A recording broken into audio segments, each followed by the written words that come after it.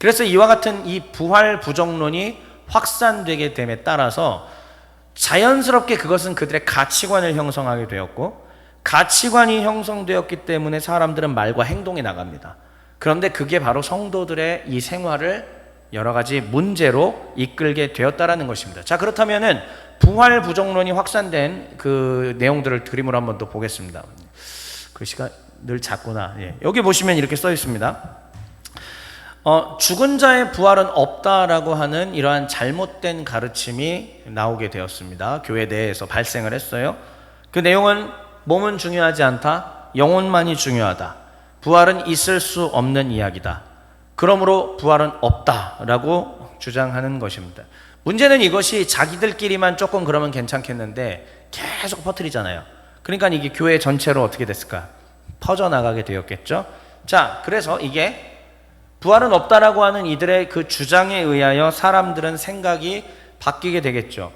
부활이라는 게 없다, 그러면은 예수님이 죽었다 부활했다라고 하는 바울의 가르침은 뭐다? 뻥이다. 있을 수 없는, 그러니까 부활이라는 컨셉 자체가 없는 거예요. 그 개념 자체가 없어요. 죽은 자가 다시 살아난다라는, 육신을 갖고 살아난다는 개념 자체가 이들은 아예 성립할 수 없다라고 본 거죠. 그랬을 때에 예수님이 죽었다 살아났다라는 개념, 이것도 말도 안 되니까 바울은 그동안 우리에게 어떻게 한 거다? 뻥을 친 거죠. 예, 속은 거다 이거요. 그러니까 저게 가벼운 게 아니라는 거죠. 교회 전체를 어떻게 할 수 있으니까, 교회 전체를 다 뒤흔들어 놓을 수 있으니까. 어쩌면 이런 겁니다. 이단이 대한민국에서 지난 20여 년간, 아니 뭐 그 사실 이상 40년을 봐도 될 것 같긴 한데, 여러 이단들이 대한민국 교회를 계속 휩쓸고 흔들었던 것은 뭐냐면, 그들은 이 성경을 다 인정하는데, 하나님도 인정하고 예수님도 인정하는데 이거는 아닌 것 같아 라고 얘기했던 그 하나가 사실은 이단의 시작이에요. 그거를 동의하는 사람들이 늘어나고 새가 불려지고, 그러면서 그들이 흥왕하게 되는, 그래서 그 수많은 이단들에 의해서 성경에서 말하고자 하는 부분들이 왜곡되는 일들이 대한민국 사회에서도 많이 있었습니다. 자, 그런데 여기서의 부활이 없다라고 하는 것은 결국은 어떻게 되느냐, 무슨 문제들이 발생하냐면은, 오른쪽 상단에 먼저 보시면은 교회 내에 갈등과 분열이 일어나게 된다. 일단은 첫째는 당연히 갈등 분열이에요. 왜요? 부활이 있다파와 없다파로 나뉘게 되기 때문입니다. 자, 그 다음에, 근데 이거 오케이. 근데 이제 부활이 없다라고 얘기하면은 아까도 얘기했지만은 바울이 전했던 건 다 거짓말이고, 그리고 나는요, 우리 성도들은 어떻게 살아야 돼요? 부활이 없을 때 더 이상 하나님의 말씀을 두려워한다라든지 죽은 이후에 천국에 갈 수 있다 없다라는 개념이 이들에게 성립이 안 되는 거예요. 그러니까 이들은 어떻게 살아갈 수밖에 없어요? 지금 현재 삶, 오늘의 현재의 삶을 누리고 즐기는 쪽에만 모든 초점이 맞춰질 수밖에 없습니다. 왜요? 지금 삶이 죽으면 부활이란 개념은 없고 끝나는 거니까. 이렇게 가버리는 거예요, 사람들이. 그러니까 당연히 다시 우리 음행할 때에 몸 할 때 방종주의, 금욕주의 기억하시죠? 방종주의로 갈 수밖에 없는 거예요. 사실은 방종주의가 이것과 다 잇따라 있는 거죠. 그러니까 교회 내 문제가 지금 하나 두 개가 아니었던 거예요. 이런 여러 사상들이 교회 전체를 다 뒤감고 있었는데 바울이 주제별로 썼을 뿐이지 한 덩어리라고 사실 봐야 됩니다. 그러니까 사람들은 어차피 이번 생에만 잘 살면 되니까 굳이 내가 도덕적일 이유가 뭐가 있어? 내가 원하는 대로 그냥 하면 되지. 어차피 한 번 살고 죽는 삶인데, 이렇게 나가버린다는 거죠. 그러면은 하나님의 율법이라든지 예수님이 가르쳐 주신 뭐 이렇게 해라 저렇게 해라, 이쪽 뺨을 맞으면 저쪽 뺨을 대라, 이게 되겠어요? 그냥 갖다 내가 뺨을 후려주고 말지. 왜? 이번 생에만 사는 거니까. 우리는 참 이번 생만 사는 것처럼 살고 있지는 않은 거 한번 체크해 볼 필요가 있어요. 자, 그래서 여기 아래에 이렇게 써 있습니다. 부활을 부정하면은 신앙도 무너지고 삶도 무너집니다 라고 되어 있습니다. 결국은 이러한 문제가 고린도 교회 내에서 발생한 거예요. 그러니까 고린도 교회의 부활 문제는 이겁니다. 부활이 없다라고 하는 그런 내용이 교회 안에 침투해 들어왔다라는 것입니다. 그러면 이제 성경 좀 더 오늘 진행해 볼게요. 고린도전서 15장 제 전체를 보겠는데 물론 몇 절은 좀 빼고 얘기하겠습니다. 고린도전서의 15장의 내용은 크게는 뭐 사실 그 화면을 보여드렸었어야 되는데 제가 준비를 못했네요. 일단은 1절부터 11절까지는 예수님의 부활에 대해서 먼저 얘기해요.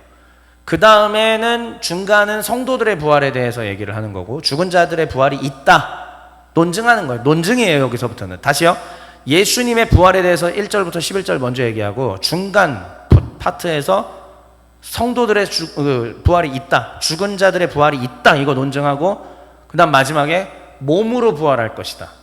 부활이라고 하는 것은 영으로 그냥 영이 둥둥둥 떠다니는 개념이 아니라 뭘 갖고 부활한다? 몸을 갖고 부활한다. 근데 그 몸이 우리가 아는 그러한 몸을 초월하는 무언가 다른 몸이다 이 말을 하는 거예요. 간단하죠? 자, 그렇다면은 일단은 그 중간 부분이 시작되는 지점부터 말씀을 좀 준비를 해봤습니다. 고린도전서 15장 12절부터입니다. 12절부터 19절까지의 내용을 좀 한눈에 보는데 우리 김예정 성도님 뒤에서 보여요? 네, 오케이. 보여요? 안 보이는구나, 그죠? 예. 안 보여요? 큰일 났네. 어떻게 하죠? 네네. 그러면 이제 이럴 땐 네이버 밴드를 좀 그냥 참고하셔도 괜찮습니다. 이럴 때는. 네. 자, 일단 참고도 하시고 들으시면서 고린도전서 15장 12절부터 19절이 이런 걸로 시작이 되는 거예요. 그러니까 교회 안에 문제가 발생했다라는 겁니다. 뭐냐면은 부활이 없다라고 하는 학설이 침투해 들어왔다라는 얘기예요. 그러니까는 13절부터 이제 바울이 이렇게 얘기를 하는 거죠. 만일 죽은 자의 부활이라는 개념이 없다면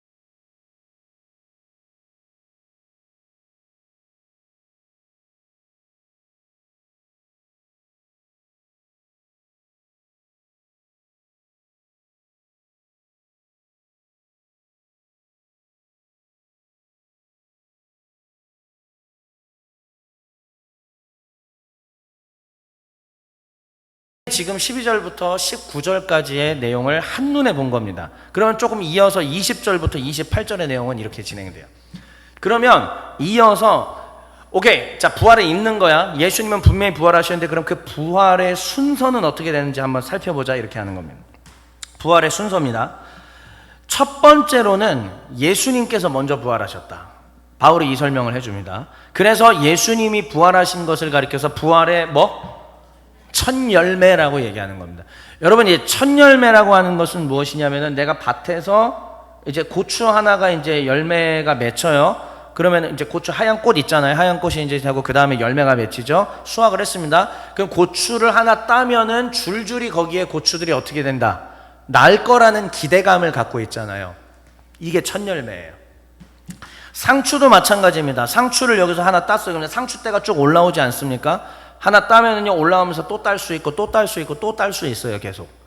그러니까 첫 번째 열매가 나오면은 그 다음에 똑같은 열매들이 줄줄이 맺힐 것이다라는 기대를 가질 수 있지 않습니까? 예수님이 부활하신 것은 바로 이와 같이 첫 번째 열매다. 그 이후로 줄줄이 이와 같은 부활이 있을 거다라는 얘기인데, 그 부활이 그러면 그 줄줄이 맺혀지는 부활의 열매가 누구냐면 바로 둘째, 예수님이 다시 오실 때에 주님 안에 있었던 자들, 바로 성도들을 말하는 겁니다. 믿음 안에 있고 그 신앙을 지킨 자들을 얘기하는, 끝까지 지키고 죽어서 잠시 하나님께로 가야 있는 사람들. 근데 예수님이 재림하실 때에 이들이 다시 육체로 부활하게 될 텐데, 이들은 바로 부활의 둘째 부활을, 두 번째 2단계로 부활을 하게 되는 그러한 사람들이다. 그리고 난 다음에 마지막에 어떤 일이 있는지까지 바울이 설명을 합니다. 그렇게 되면은 이제 마지막이 이르게 될 텐데, 그때는 그리스도께서 모든 원수, 마귀, 죄와 사망의 권세를 전부 이기실 것이다.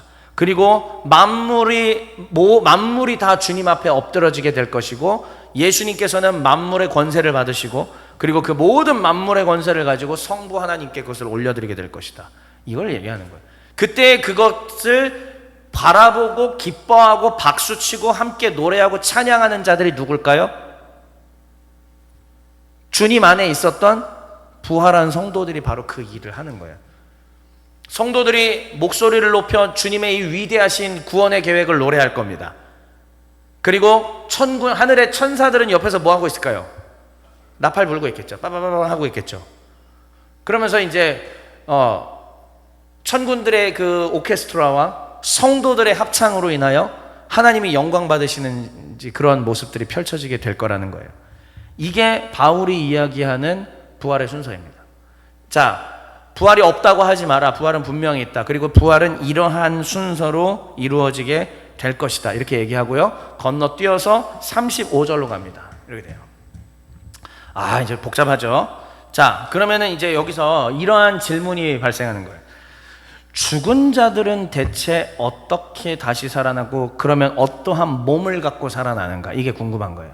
죽은 자들은 그럼 어떠한 몸이 되냐? 이때 바울이 여기서 어떤 식으로 비유를 들어서 논증을 하냐면은, 아마 그래서 여기 성경 읽으면 어려울 거예요. 왜냐면 여기서부터 바울이 비유를 들거든요. 자, 바울의 비유 첫 번째 이제 씨앗입니다. 우리가 보고 있는 씨앗은 요런 이제 씨앗이 있을 거 아니에요? 지금 요 씨앗이 있는데, 저를 보세요. 요게 예를 들면은 우리가 비유예요. 이 씨앗이 사람이라고 생각합시다. 우리 사람의 몸. 그런데 이 사람이 죽어서 땅에 들어가요. 근데 죽어서 땅에 들어가는데 예수님이 다시 오시면서 부활한다라고 하면은 당연히 이 모습 이대로 일어날 걸 생각하겠죠. 그런데 바울은 여기서 이런 말을 하는 거죠. 잘 봐라.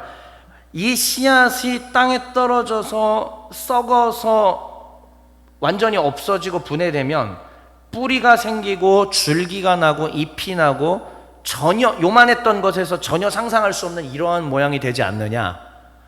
마치 그런 것처럼 우리의 몸도 부활 때에 땅에 떨어져 썩지만 예수님이 다시 오셔서 우리를 부활하게 하시면, 그때는 이러한 모양일지 어쩔지 모르겠지만 분명히 지금 만져지는 질감과 어떤 이러한 물질적인 것을 초월하는 어떤 육체일 것이다라는 얘기를 하는 거예요. 전혀 다른 모양일 것이다, 전혀 다른 개념일 것이다를 말씀하고 있는 것입니다. 그래서 바울이 또 이렇게 비유를 들고 있습니다. 자, 하나님께서 여러 피조물을 지으셨다. 사람은 사람 모양, 짐승은 짐승 모양, 새는 새, 거북이는 거북이, 곤충은 곤충, 또 해와 달과 별들도 다 제각기 모양이 다르고 별빛의 강도도 서로 다르다. 하나님께서는 피조물에게 서로 다른 몸과 다른 영광을 주신다. 마찬가지로 죽은 자의 부활도 그러하게 될 것이다. 서로 다른 것처럼 하나님께서 달라진 어떤 모습으로 만들 것이다라는 얘기예요. 아까 씨앗 비유랑 똑같은 거예요.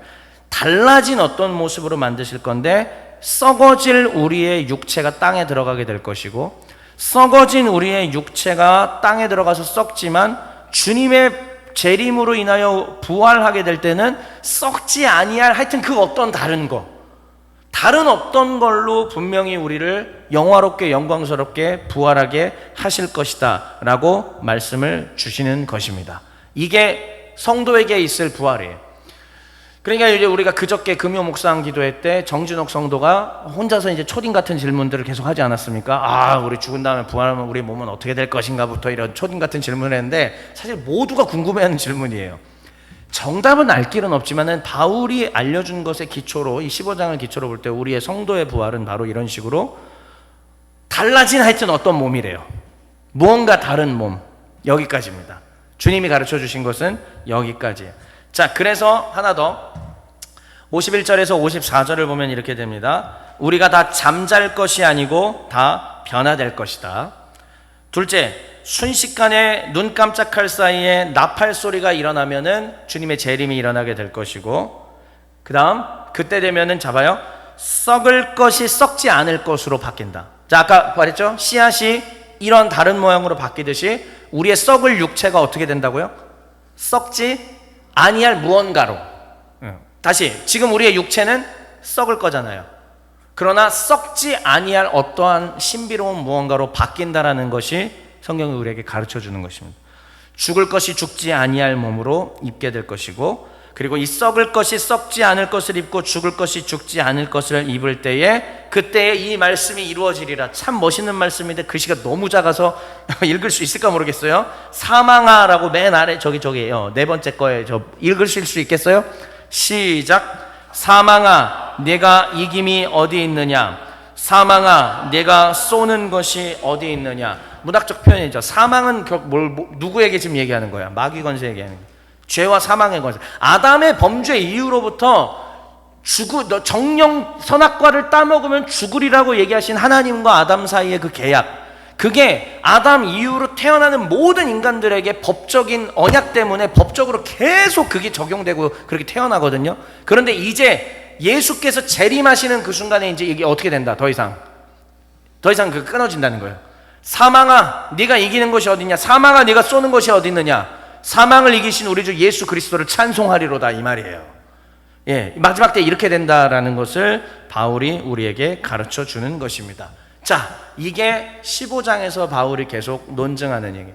성도 여러분, 우리의 부활이 어떻게 될지 이제 이해하셨습니까? 어려운 내용이었잖아요. 근데 우리의 부활이 이렇게 이루어진다라는 것을 성경의 이 가르침에 근거하여 여러분들에게 알려드렸으니 이 사실을 믿으시길 바랍니다. 하나님이 우리에게 주신 말씀이고 가르침입니다. 다시 한번 이 사실을 믿으시기를 바랍니다. 부활은 있는 거예요. 우리 시대에도 더 이상 예수님이 안 오신 지 2000년이 넘어가니까 이제 예수님은 없는 거다, 우린 속았다, 가스라이팅 당한 거다, 부활이란 없을 것이다, 재림도 없을 것이다, 많은 분들이 얘기합니다만, 아니요, 멍청해 보여도 저는 부활을 믿습니다. 재림을 믿습니다. 주님 분명히 살아계심을 믿습니다. 하늘 보좌 우편에서 지금도 통치하고 계심을 믿습니다. 이것이 흔들리지 않아야 합니다. 목사인 전 당연히 흔들리지 않아야 되고 성도들도 여기에 대해서 흔들리지 않아야 합니다. 2000년 전에 고린도 교회에 바로 이게 흔들리는 사건이 벌어졌던 것입니다. 그래서 바울이 마지막으로 15장 이렇게 얘기하는 거죠. 이 성경 말씀이 57절, 58절 말씀, 오늘 본문이잖아요. 한번 다시 한번 같이 읽어볼까요? 시작.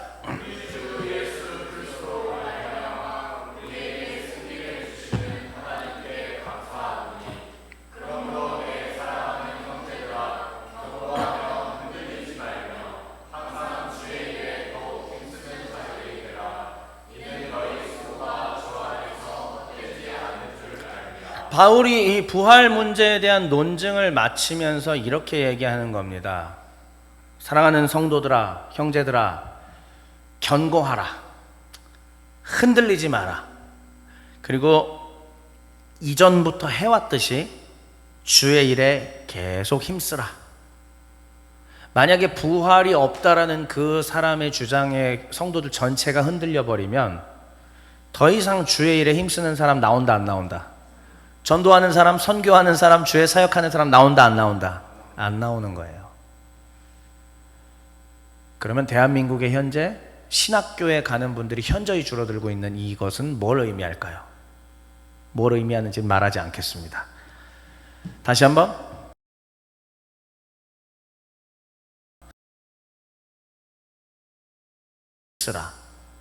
부활을 믿는 자들이 해야 되는 일은 오히려 이런 거라는 겁니다.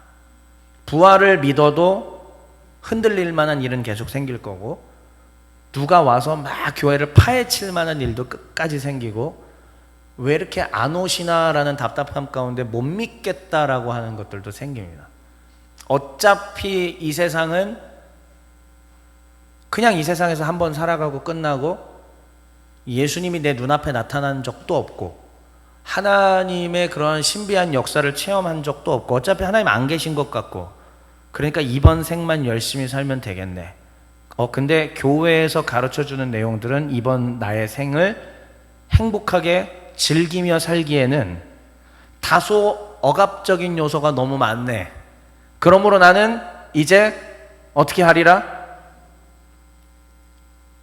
진욱정 is free. 나는 이제 자유다. 또비 is free. freedom. 근데 그 자유가 결국은 저 견고하며 흔들리지 말라는 말을 정면으로 깨고 이제 탈출을 하는.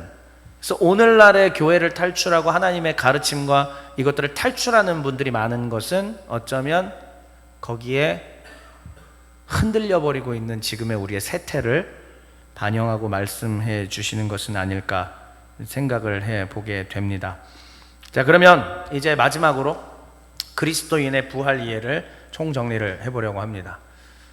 그래서 저는 우리 시대의 부활 부정론에 대해서 한번 생각해 봤습니다. 2000년 전에 고린도 교회에 발생한 부활 부정론, 그것이 교회를 흔들어 놓고 바울은 그것을 물리치며 논증을 했고, 마지막으로 견고하고 흔들리지 말고 지금껏 그래왔듯이 끝까지 주의 일에 힘쓰라고 가르쳐 줬습니다. 그러면 2000년이 흐른 지금 우리 시대의 부활 부정론에 대해서 생각을 해보게 됐는데, 아주 특별한 건 없어요. 이미 금요 묵상회 때 여러분들이 얘기하셨던 그 내용에 다 들어있는 내용들입니다. 결국은 현세주의, 소비주의 이 자체가 우리 시대의 부활 부정이 되는 건 아닌가 싶습니다. 현세주의라고 하는 것은 뭐냐? 이 땅에서의 성공과 인정, 쾌락이 전부인 것. 어쩌면 대한민국은 좀 역사가 되게 극단적이긴 한데, 일제 식민 통치 때만 하더라도 오히려 그때는 주님 어서 오시옵소서라는 게 너무 커버려서 손양원 목사님의 주님 고대가라는 그런 찬송가도 너무 유명했고, 지금 우리가 부르지는 않습니다만 하여튼 빨리 오시옵소서예요. 이 땅에서의 미련은 더 이상 없습니다. 왜? 일제 식민 통치잖아요. 괴롭잖아요. 맨날 고문받고 감옥 가고 막 이래야 되는 상황이었으니까. 자, 그런데 지금 시대는 인스타그램이 통치하고 있는 지금 SNS, 이렇게 다른 사람들의 이거를 비교해서 하는 것이 지배하고 있는 시대에서는 물질주의의 거의 마지막 최고봉까지 올라온 것 같아요. 왜냐하면 저도 그거 보면 눌리거든요. 저도 이제 쇼츠랑 릴스에 올라온 거 보다 보면요, 세상에 이렇게 잘난 사람이 많구나, 세상에 이렇게 부자가 많구나, 와, 세상에 어떻게 이런 사람들이 이렇게 있을까, 완전 눌려요. 지배받아요. 네. 그런데 그거를 보다 보니까 제가 무슨 생각이 들었는지 아십니까? 이 사람은 여기 해외여행도 가고, 이 사람은 여기서 부가티를 끌고 다니고, 이 사람은 뭐 하고 하는데, 아니 진짜 하나님 안 계시면 어쩌지라는 생각이 목사인데도 든다니까요. 그거 보다 보면요. 그럼 내 인생은 뭐가 되는 거지라는 생각이 돼요. 그럼 나도 지금부터 삼성전자와 하이닉스, 삼전닉스로 가서 돈을 벌고, 나도 부동산 투자를 하고, 돈을 많이 벌어서 이 땅에 잘 먹고 잘 사는 거 결국은 그것만이 지금 내가 기도한다고 주님 내 뿅 나타나시지도 않고 기도한다고 갑자기 역사하시지도 않는데 그래 볼까? 이게 유혹이 순간적으로 목사인데도 타고 들어오는데 똑바로 얘기해봐요. 안 들어와요? 안 타고 들어오나 봐요. 예, 다 거룩하네. 나만 그랬나 봐요. 그러니까 우리 시대의 부활부정론이라는 게 뭐냐면은 그런 것들이 너무 강해서 하나님 안 계시다라는 쪽으로 사고가 흘러가는. 아니 그렇게 계시더라도 일단 천국만 보내주시오잉. 나 일단 천국만 보내주시오잉. 그래 나는 여기서 내 멋대로 살 테니까 천국만 보내주시오잉. 이쪽으로 가는 거. 이게 생각보다 엄청나게 강력하다라는 걸 지금 계속 느끼고 있어요.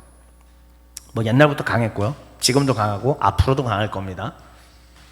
그래서 결국은 이 현세주 우리가 대한민국이 선진국이 되었고 물질이 더 부유해지고 이렇게 되는 순간, 그리고 비교와 비교가 다 SNS로 연결되는 그 순간부터는 그게 더 가속화가 될 거거든요.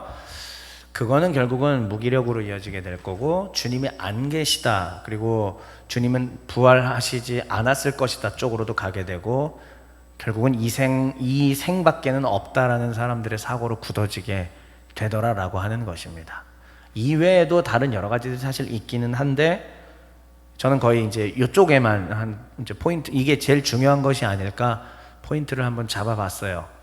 그래서 오늘 셀 모임을 하시면서도 우리 시대의 부활 부정론에 대해서 한번 같이, 제가 생각한 거 이상으로 나올 수도 있으니까 이 부분에 대해서 같이 좀 고민하고 논의해보는 시간을 가지면 참 좋겠다는 생각도 들고요. 자, 근데 우리 시대에 이와 같은 부활 부정론이 있음에도 불구하고, 마지막으로 그럼에도 불구하고 저는 이렇게 외칩니다. 이것은 하나님의 말씀입니다. 부활이야말로 우리 기독교의 근본입니다. 부활이 없으면 기독교 없는 거예요. 왜냐? 첫째, 부활은 속죄의 완성이기 때문입니다. 예수께서 아무리 십자가에서 죽으셨다 할지라도 다시 살아나는 일이 없었다면 속죄는 완성되지가 않습니다. 예수께서 죽음을 이겨야만 됩니다. 아까 마지막 번째, 사망아 너의 쏘는 것이 어디 있느냐. 결국은 그 사망의 권세를 이겨야만 속죄가 완성이 됩니다. 우리의 죄사함도 완성됩니다. 부활이라는 게 없으면 결국은 속죄도 없는 거고 아무 의미가 없게 됩니다. 그리고 결국 부활은 우리에게 천국에 대한 약속을 심어줍니다. 천국에 대한 믿음을 주죠. 예수께서 부활하신 것, 그리고 죽은 성도들이 부활할 것, 우리도 부활하겠네. 우리 부활하겠네. 할렐루야. 우리 부활하겠네. 예수님도 부활하셨고 먼저 죽은 성도들도 부활할 것이고 우리도 함께 부활하겠네. 그러니까는 이 부활을 하게 되면 그럼 곧 뭐가 그 다음엔 뭘까요? 천국이에요. 천국이 완성되는 것입니다. 그러므로 부활이 없으면 천국이라는 개념도 다 사라지게 되는 것입니다. 그리고 마지막으로 부활이라고 하는 것은 기독교를 존속하게 해주는 힘입니다. 기독교라는 종교를 막 이렇게 사람들에게 가스라이팅해서 유지하겠다는 얘기가 아니고요. 어쨌든 우리는 기독교를 믿기로 결정했다라기보다 하나님의 부르심을 받아서 지금 오게 된 거 아니겠습니까? 그러면 이 기독교가 도대체 존속할 수 있는 힘이 뭐냐, 그 모멘텀이 뭐냐를 찾아야 되는데 그거는 부활이에요. 부활이 없으면은 기독교가 존속할 수 없으니, 왜냐면은 부활이 있기 때문에 우리는 가야 될 천국에 대한 소망, 그리고 죄사함 받았다라는 감사함을 갖게 되는 거, 1, 2번처럼 갖게 되는 거고, 그러니까 이 땅에 살면서 어떻게 살 수밖에 없느냐? 예수 그리스도의 가르침대로 살려고 노력할 수밖에 없는 거예요. 이쪽 뺨을 맞는데 저쪽 뺨을 돌려대라 라고 얘기를 하지 않습니까? 이거 할 수 있겠어요? 이 세상에서? 못해요. 싸워야지 일단은. 근데 이걸 할 수 있는 이유는 뭘까요? 주께서 그렇게 하라고 하셨는데, 그래, 그 주님께서 부활하셨고 지금 하늘 보좌 우편에 계시고 나를 천국으로 인도하실 거야. 나도 똑같이 부활해서 영원한 천국에서 있게 될 거야. 그러므로 주의 백성으로, 주의 백성답게, 주의 종답게 참아내자. 이게 가능해지는 거죠. 근데 이게 없다면 어떻게 할까요? 이쪽 뺨 때렸어, 넌 죽어봐라 하면서 강냉이 이렇게 해버리는 거죠. 세상 모두가 또 홍명보 감독을 욕을 할 때, 이게 금요일에 얘기했던 거 아닙니까? 우리가 금요 묵상회 때 우리 정세철 성도가 지금 이것을 영상으로 같이 예배 드리고 있을 거라고 믿고 있어요. 만약에 그랬다면은 채팅창에 글을 남겨주시기 바랍니다. 우리 정세철 성도가 홍명보 감독을 용서할 수 없습니다라고 했는데 말씀을 다 듣고 난 다음에 홍명보 감독을 사랑하겠습니다로 바뀌지 않았습니까? 마지막에 조금 아니라고 했나? 근데 진짜 보세요. 세상 모두가 지금 함께 그거를 타고 그를 욕할 수는 있죠. 잘못한 게 있으니까 축구협회를 욕할 수도 있죠. 그런데 우리 그리스도인들은 그들을 축복하고 사랑할 수 있고 그들에게 복음을 전파해야 된다라는 마음으로 살아가야 한다는 겁니다. 이게 가능한 이유는 뭐죠? 사실은 축구만 보면 막 열받아 터져가지고 막 그럴 텐데도 우리가 그럴 수 있는 까닭은 뭐죠? 주의 부활이 있기 때문이에요. 우리가 천국 백성이라는 얘기, 우리가 죽어서 갈 천국이 있고 또 주님의 재림하실 때 완성될 천국이 있고, 그러니까 그 예수님께서 원수도 사랑하고 이쪽 뺨 맞으면 저쪽 뺨 대라고 하셨기 때문에 우린 그렇게 할 수 있어야 된다는 얘기입니다. 심지어 사역지에서 우리가 사랑을 베풀었는데 우리에게 은혜를 원수로 갚는 사람이 나타난다 할지라도 견뎌야 되는 이유는 주님의 부활을 믿기 때문이다. 이게 바로 기독교를 존속하게 해주는 힘이고요. 거기에서 그러한 그들 일반 사람들과 다른 그러한 모습을 보고 세상 사람들은 경외감을 느끼고 당신이 믿는 하나님에 대해서 나에게 소개해 주시오라고 하게 되는 것입니다. 이게 바로 자연적으로 전도까지 이루어지게 됩니다. 좋습니다. 이게 바로 그리스도인의 부활의 이해입니다. 그러면서 마지막으로 저를 보십시오. 이제 이렇게 정리해 드리겠습니다. 부활은 실제 일어난 역사적 사건입니다. 예수님은 실제로 부활하셨습니다. 이게 크리스천들이 믿어야 되는 믿음입니다. 이것만큼은 아주 강압적으로 얘기하겠습니다. 다시요. 예수 그리스도께서 부활하신 것은 실제 역사적 사건입니다. 이것을 흔들면 기독교는 무너져요. 저는 이것을 반드시 지켜나갈 것입니다. 그리고 이 부활은 내가 주의 말씀대로 살아야 하는 원동력이 되어줍니다. 부활이 있기 때문에 예수의 가르침에 순종하게 된다라는 말씀입니다.